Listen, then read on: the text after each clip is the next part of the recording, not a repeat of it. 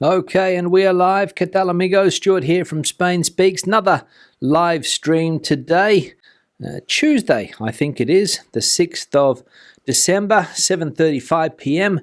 And here, as usual, with, as I said, a live stream in which we'll have a look at some of the latest news that has caught my attention today, also some comments that were left on previous videos, and also we'll go into the chat section here to my right and see what's happening there, and plenty of talk about Spain's loss to Morocco in the World Cup in a penalty shootout. Of course, they went to the extra time, no result, and penalty shootout, Spain going down. But from what I'm gathering here in the chat section, the Spanish team didn't look very good on the park today. But I'm sure we'll get to the bottom of what went wrong with Spain. Now, first piece of news today. Let's have a look.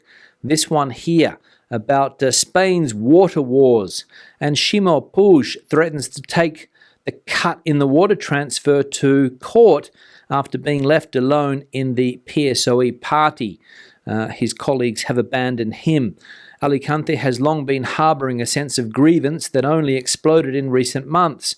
First, the general state budget once again condemned the province to underinvestment, which even provoked street protests from the business class.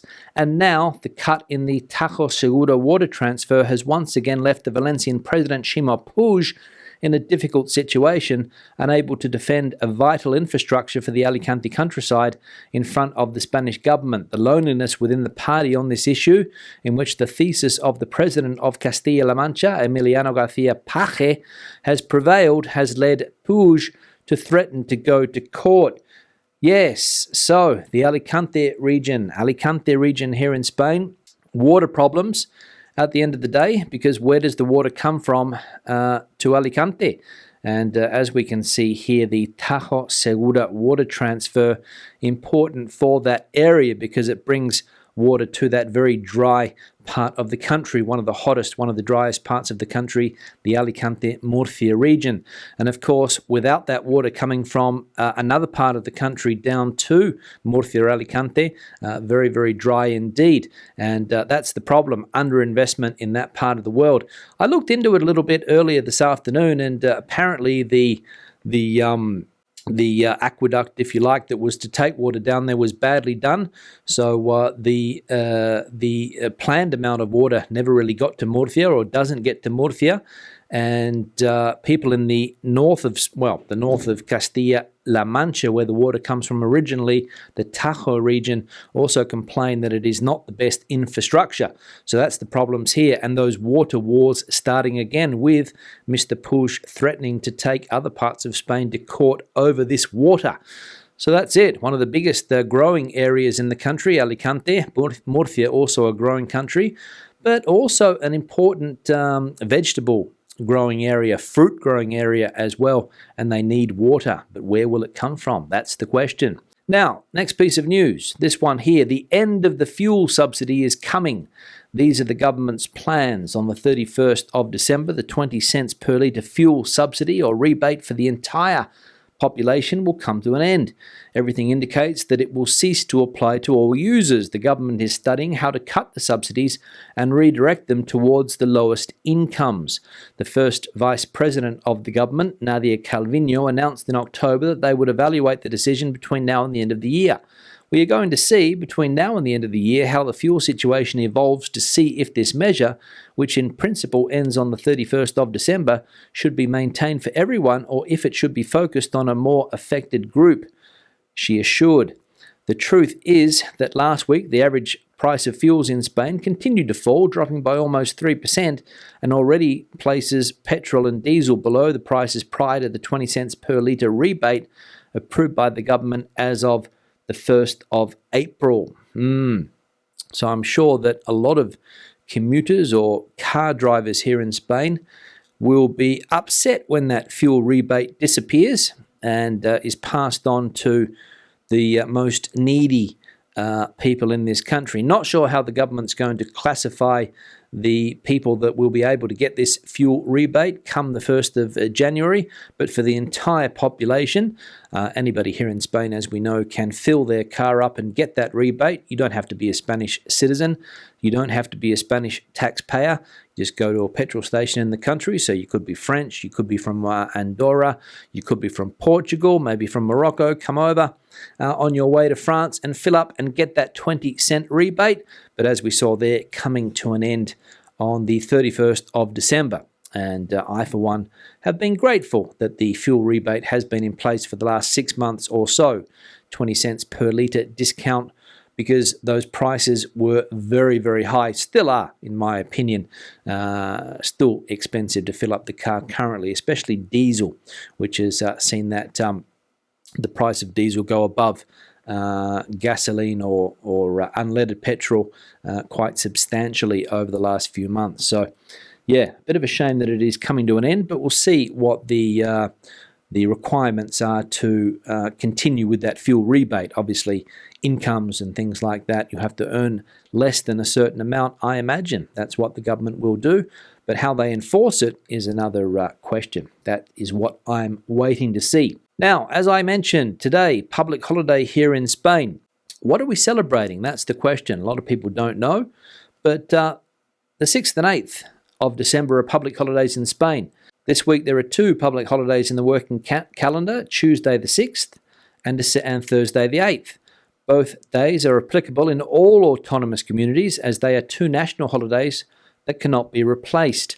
Although everyone has these dates in mind, especially those who are free and do not have to go to work, few people really know the reason for these 2 holidays, one of religious origin and the other exclusively linked to our country, to all Spaniards. So what are the days? Well, the 6th of December today is Spanish Constitution Day. Every year, the 6th is celebrated as the day of the Spanish Constitution, a holiday that commemorates the approval of this law, which sets out the rights and duties of all Spaniards. It was approved on the 6th of December 1978 and is currently in force. And of course, Thursday, the 8th of December, Immaculate Conception Day, the religious holiday, also celebrated every year on the 8th, a festivity whose protagonist is the Virgin Mary, and therefore it is a feast of religion origin linked to the Catholic tradition. The Immaculate Conception Day. Yes, what a day that was, that Immaculate Conception. People still scratching their heads as to how it happened. But the other day today, the Constitution Day, and plenty of flags around cities today celebrating that tradition. I think as far as the Nationalist Day goes, I think the 12th of October is more prominent in that sense, because it's the Dia de la Hispanidad, the Spanish National Day. But this is the day that the country celebrates that constitution, which, as we saw, came into force on the 6th of December 1978. So going back, how many years is that? 44 years, I believe. So there we go. Still in place, currently in force, as we can see here. And not sure how many changes have been made to the Spanish Constitution over the last 44 years. Some people would like more changes to be made to it. Some people are happy, but it has kept Spain a democratic country for the last 44 years, which again, lots of people are happy about. Now, word of the day. Reanudar, resume. Example, el gobierno reanuda las exhumaciones en el Valle de los Caídos. The government resumes exhumations in the Valley of the Fallen. So this is a word that we can use if we want to resume something that perhaps we have stopped, something that we have started up again. You resume it. Reanudar is the word. So we can bring that into our vocabulary. And we can see the example, el gobierno reanuda las exhumaciones, which is a headline from the press today. It's what the government is doing with the controversial Valle de los Caídos here in Madrid, just to the north of Madrid city, where the dictator of Spain was buried for many, many years, but not anymore. Now, first comment of the day. Let's have a look. Hi, Stu. When it comes to spending EU money, Spain has a very poor reputation. In the past, Spain spent EU money on an airport, bridges, museum, library, interpretive centre, all of which were never used. I wouldn't trust Spain, and they only have themselves to blame. Yeah, I think this comment has popped up because of some of the negativity surrounding these European recovery funds at the moment, and we're seeing here in the press quite a lot that Europe is going to withhold the funds because if Spain doesn't do this or if Spain doesn't do that, they're trying to get Spain to make important changes to the pension system. They're trying to get an auditing system set up down here so that the money's better controlled. And every day, virtually, you read something in the press about this money is potentially going to be held up because Europe wants it well spent, I imagine. Whereas, as we saw there in that comment, it is true that in the past, a lot of the EU funds that have come into the country haven't been spent in the best way. Airports that have never been used or underused, bridges, for example, roads that are very underused as well. Here in the Madrid community, there are various roads that are underused and they were funded by that money coming in. A lot of these state-private partnerships back in the day, and money was spent, of course, and it wasn't spent as well as it should have been. But for every dollar that was misspent, a lot of money was well spent, I would say, and Spain has been able to bring itself up a long way over the last 25, 30 years with help of the European Union, of course. And money is still being spent, European money still being spent here to improve infrastructure. But I can understand that people want to control the money. And if you are giving money to Spain, or if Spain gives money to another country, you want to be able to see that that money is well spent. So whether it's down here in the south of Europe or whether it's in another country, for example, that has received European Union money, we don't want to see airports built, which is what happened, 10, 15 years ago, down there in Castilla-La Mancha, for example, Ciudad Real, that still haven't got any commercial use, unfortunately, and did cost a lot of money. Now, people are going to say it was the banks that financed those. Yeah, but they were public banks at the time that have subsequently disappeared. The Caja Castilla-La Mancha, one of the first to go bankrupt, and that was one of the big investors in that infrastructure, of course, channeling those funds through it back in the day. So absolutely, I'm sure the European Union does want to see the money spent wisely in this country, and that's what the Spanish government is trying to guarantee. All right, good. Now, next comment. Let's have a look. This one here from Marty Miguel. It's like brotes verdes. It's like the brotes verdes comment from Zapatero. Yeah, again, critical of the spending here from Marty. Yeah, that was when if you're not sure of the context here, back in 2008, so going back a fair while now, when Spain entered economic crisis, the government was constantly saying that there were green shoots just down the road, or they could see light at the end of the tunnel. That was their famous expression. There's green shoots on the horizon. We can see green shoots. They were saying that in 2008, 2009, and eventually they gave up and stopped saying that and recognized that the economy was in dire straits. And yesterday we saw as well that the economic apocalypse that many people had predicted for Spain after the summer, because as we know, when that summer economy goes away, people get back into their routine. People were thinking that the high inflation and all of those things was going to have a serious effect on the Spanish economy, but apparently it has not yet. So we don't know what's going to happen next year or how worse it's going to get. But Spain has been able to get inflation down more than other European countries. And the unemployment rate is still quite, it's still high, but jobs are still being created and not lost like they were back in 2008, 2009, where the unemployment rate just went up like that, basically. So normally it would go up like that, but back in that time, the unemployment rate just went up like that. And I think it hit 25%. So 1 in 4 people were not working back in the day. And I think at the moment we're around 12.8, 13% unemployment. But jobs are going begging, as we know, because there are some jobs that people don't want to do. And that problem's not unique to Spain. It's a world, a problem in every developed economy where locals just don't want to do some of the jobs. All right, what else we got going on here in the chat section? Andrés, el cachopo es una cosa típica de Asturias, pero no es muy conocido en el resto de España.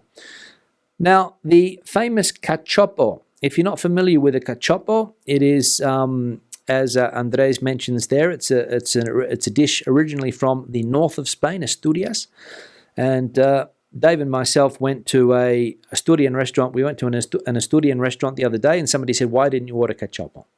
Well, the reason was that it wasn't included in the menu del dia. We just went for the menu. Cachopo was not an option. It was on the menu. If I had ordered a la carte, I could have had a cachopo. But basically what it is, it's a huge piece of fried meat, probably about this big, if you can get an idea there, that's stuffed with cheese and ham normally a traditional cheese from Asturias called Cabrales, which is a blue cheese, very tasty cheese, and as I said, with Spanish ham as well, deep fried, and a huge meal, very, very popular in Asturias, and also popular here in this part of Spain, Madrid, because there's lots of restaurants that are incorporating the cachopo into their menu. But Andres saying here that it's typical in Asturias, but not very well known in the rest of Spain. I would disagree, because everywhere I go nowadays, you seem to find cachopo. So it is one of those meals that is extending throughout the rest of the country. But as Andres says, they're more typical in Asturias, in cider restaurants that you find in that part of the country.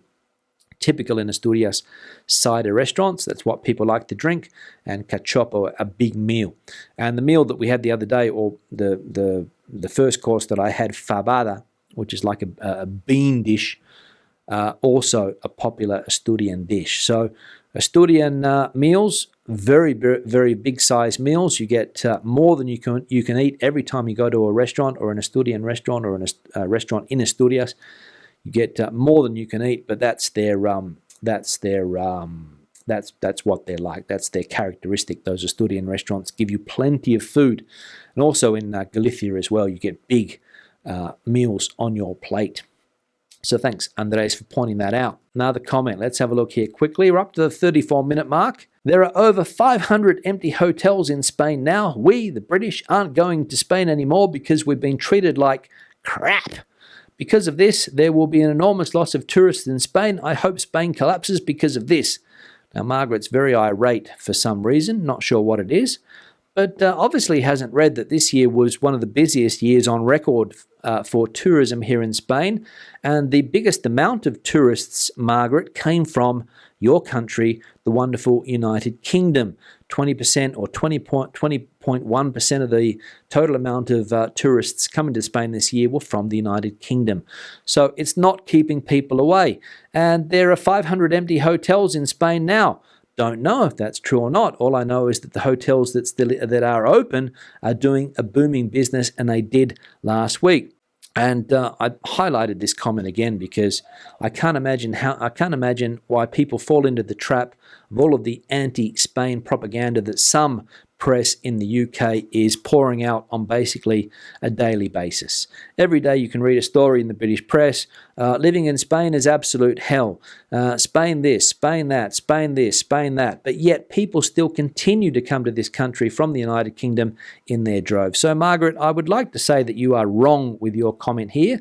No one treats people like crap, I don't think.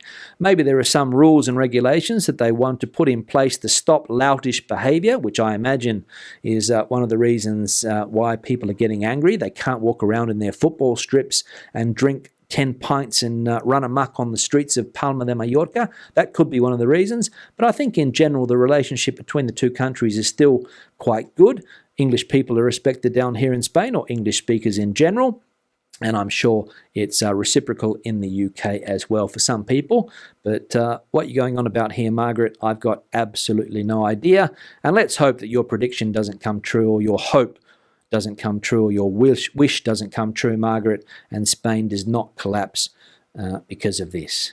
On that note, I'm going to wrap this live stream up. Thank you very much for your participation today. Thank you very much for the 2 super chats that we got today. Greatly appreciated. I'll see everybody next Thursday. Hasta luego. Adiós. Hasta entonces.